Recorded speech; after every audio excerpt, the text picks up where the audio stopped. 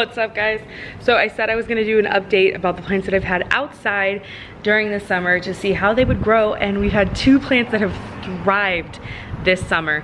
One being my philodendron Brazil. Look at this plant. And I've taken multiple cuttings from this plant to propagate, some successful, some not successful, but some really successful propagations. Look at it, just keeps going. It just keeps going. We've had a few rough storms where I haven't been able to come out here and salvage it in time because of everything going on in my personal life. But she is just beautiful. I can't wait to when she's inside. I'm probably going to put her in some sort of Wally Grow wall system, something. But I am just, like, you're gonna see the close-ups now. She's thriving, she's beautiful. Right now she had some color differentiation, but she's all tangled in. Sometimes I come out and unbraid her little hairs. That's what I call the little vines, her little hair, and I unbraid them. Some of her little vines are a little yellow now, but they will pick back up now that I just gave her a good watering. She did have a little bit of a spider thing for a while because, you know, I live in a new house, so there's some spider issues that we are taking care of as I speak, but there's still new growth, just after new growth after new growth popping out of this baby, and it's just awesome. And I'm very, very happy with what I see in this plant right now.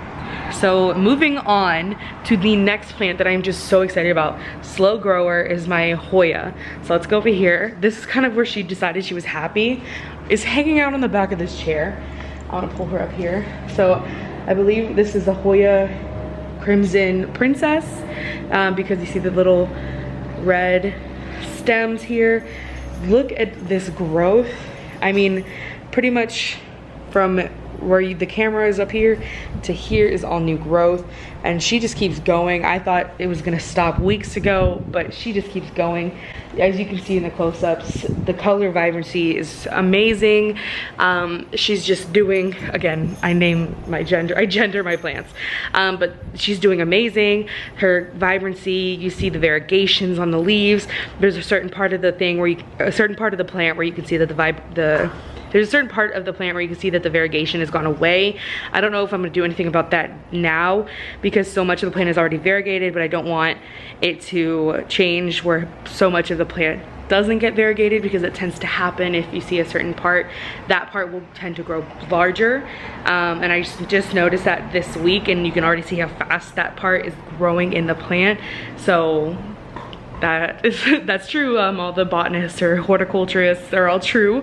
They're not lying to us. So I don't know if I'm gonna separate it or just cut it off, maybe propagate it. I don't know exactly what I'm gonna do yet, but I will definitely update you guys if I tend to do something about that. But man, she is beautiful. She's thriving out here.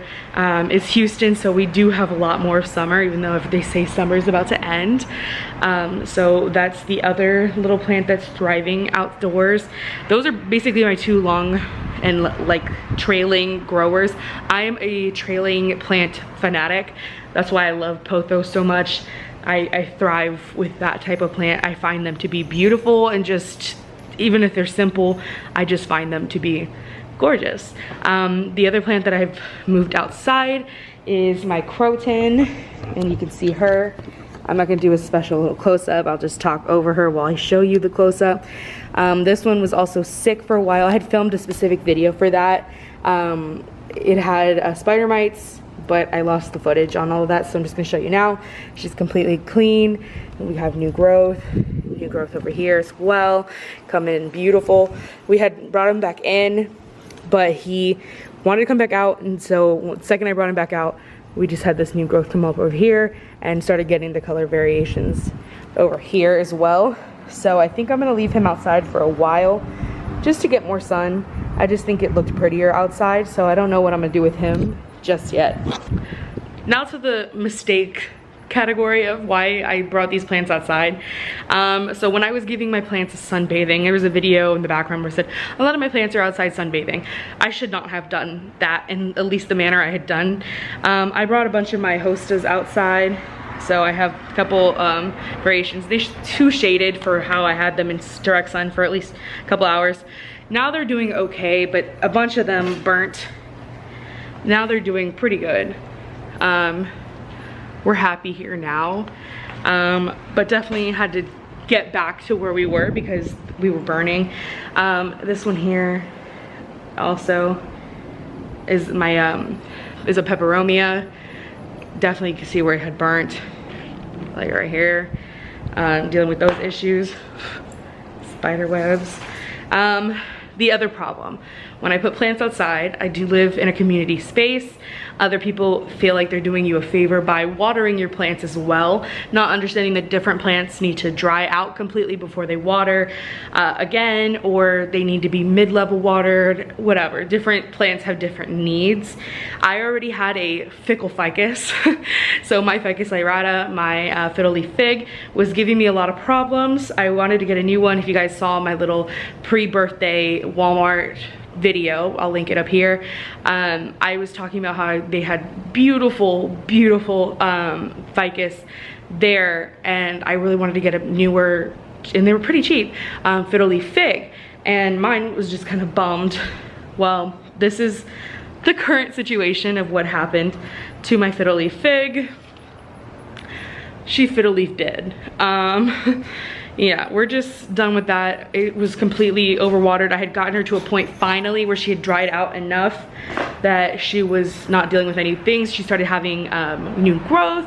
She had a little bit of the red spotting, which was where that was an indication, as far as my internet research, correct me if I'm wrong, that it was overwatering, underwatering, that infrequency of like, you're not watering me enough, you're watering too much, which I could tell I was doing, and the leaves were trying to say, hey, you're being infrequent with me. And so I was like, I know.